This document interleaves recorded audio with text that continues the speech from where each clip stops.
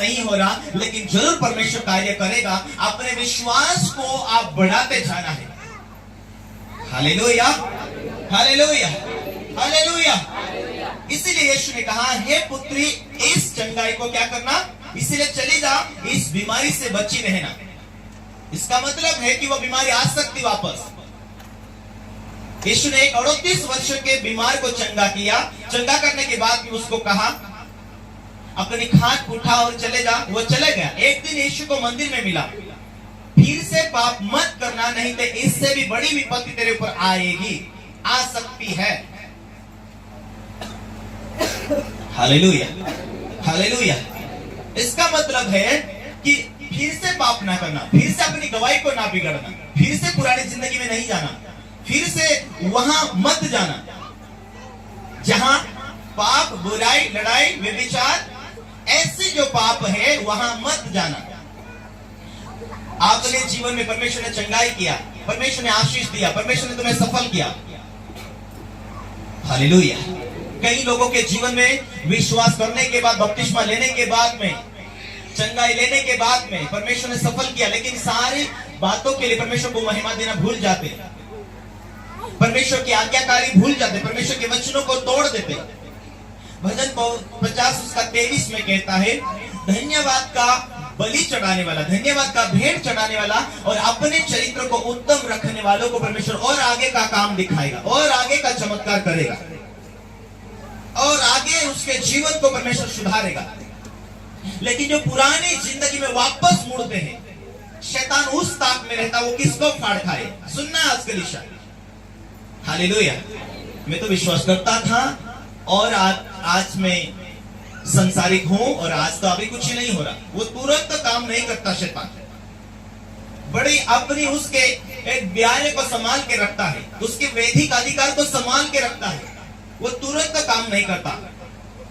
तुम परमेश्वर की संतान हो और ये विश्वास में मजबूत हो जाएगा, तो ये परमेश्वर की आज्ञाकारी हो जाएगा, परमेश्वर का फिर सुसमाचार बांटेगा, फिर ये लोगों को स्वर्ग के राह पर चलने के लिए, ये स्वर्गीय राज्य के लिए सुसमाचार सुनेगा। इसलिए वो कोशिश करता, ताकत लगाता, पहले भूलने देता है, ताकि वो गवाही खत्म कर सके, आपको फिर से पापों में ले जा सकते।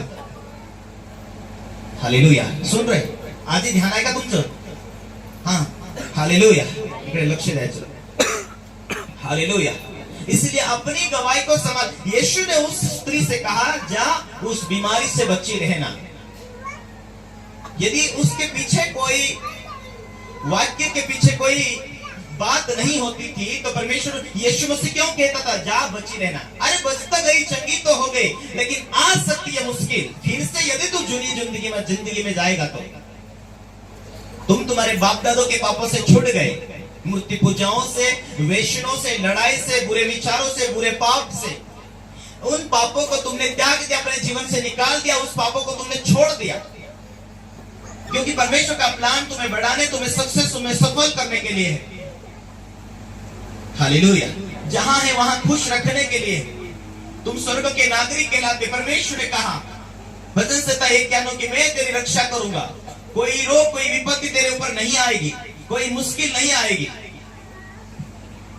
क्या कारण? लोगों का जीवन में विश्वास की कमी होने के कारण या अपने जीवन में पवित्र आत्मा को पूछे बिना जिंदगी जीना। विश्वास करना, बपतिस्मा लेना, पवित्र आत्मा से भर जाना, उसकी आवाज को सुनना, उसकी उपस्थिति में चलना कि परमेश्वर तू मुझे अपने राज्य में लेकर आए। हो सके तू पास्टर नहीं हो सके, तू कोई सेवक नहीं हो सके, लेकिन यदि तेरा पास्टर जो सेवकाई कर रहा, उस सेवकाई के अंदर तू भागीदार है। जिस रीति से शरीर के अंदर, पूरे शरीर के अंदर कितना सा अंग है, उंगली, आंख, कान, सब मिलकर एक शरीर होता है, उसी रीति से कलीसिया के हम सारे लोग मिलकर एक यीशु मसीह का देह बन जाते हैं। हर एक व्यक्ति अपने अपने व्यवसाय, काम धामों के द्वारा वो परमेश्वर के राज्य से जुड़ा हुआ, परमेश्वर की सेवा से जुड़ा, परमेश्वर के राज्य के लिए, वो परमेश्वर के कार्य पूरा करने के लिए जुड़ा हुआ। मैं परमेश्वर का गवाह हूं, परमेश्वर की सेवकाई में आया हूं, परमेश्वर ने मुझे लेकर आया कुछ उद्देश्य।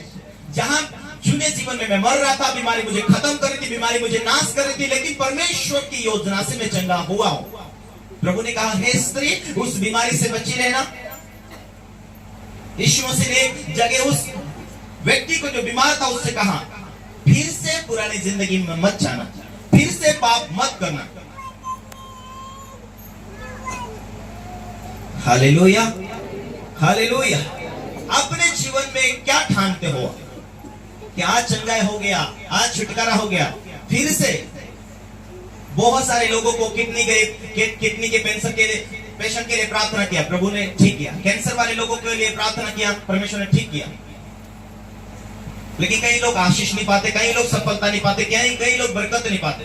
कारण क्या है? मन में कठोरता आना। परमेश्वर ने आज इतनी बड़ी परेशानी से चंगा किया, लेकिन कल के लिए नहीं सोचते, कल के लिए अपने जीवन में ठानते नहीं।